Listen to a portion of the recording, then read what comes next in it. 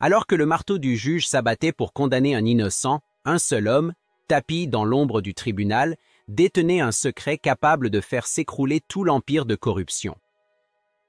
Le tonnerre grondait au-dessus de la cour de justice, comme si le ciel lui-même refusait de bénir le jugement à venir. Dans le silence lourd de la salle, tous attendirent le verdict d'un homme qui se croyait intouchable, le juge Morel. Face à lui, un jeune homme noir, Thomas, tremblait sur le banc des accusés.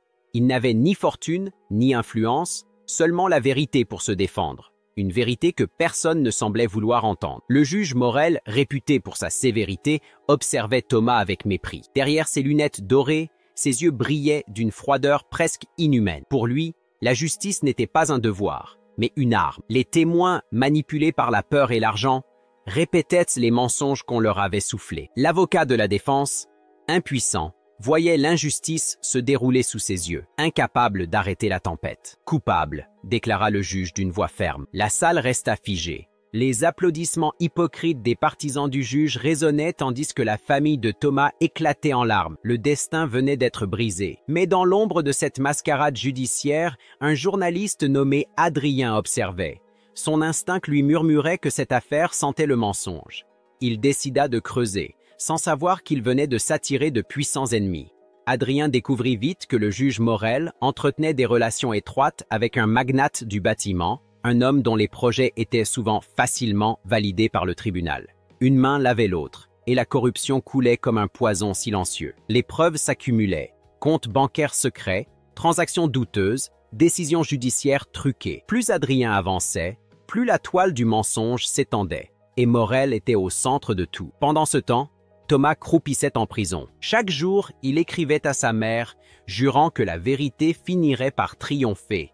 Ses lettres, pleines d'espoir, devenaient la seule lumière dans l'obscurité. Un soir, Adrien reçut un appel anonyme. Un greffier du tribunal voulait parler. Dans un café désert, l'homme révéla ce que tout le monde soupçonnait. Le juge avait falsifié les preuves pour satisfaire ses maîtres. Adrien savait qu'il tenait enfin de quoi faire trembler l'institution. Mais il devait agir prudemment. Morel avait des amis puissants, capables de réduire au silence quiconque osait se dresser contre lui. Il publia l'enquête sous le titre « La toge et le mensonge ».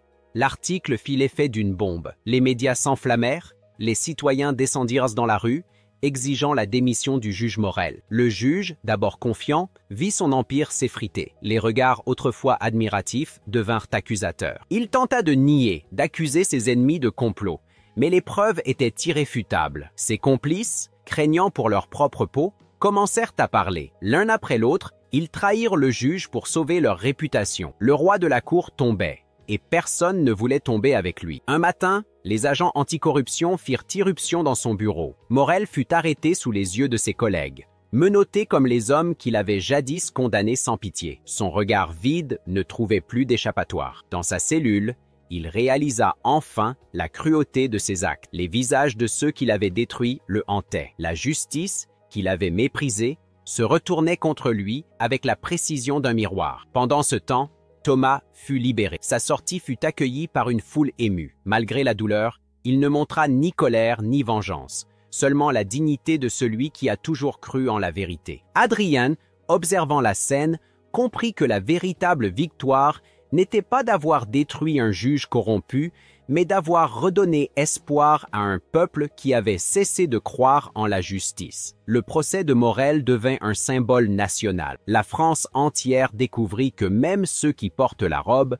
peuvent être coupables et que la justice n'appartient pas aux puissants, mais à la vérité. Et tandis que le rideau tombait sur cette tragédie humaine, une leçon résonna dans tous les esprits. La justice sans conscience n'est qu'une autre forme d'injustice.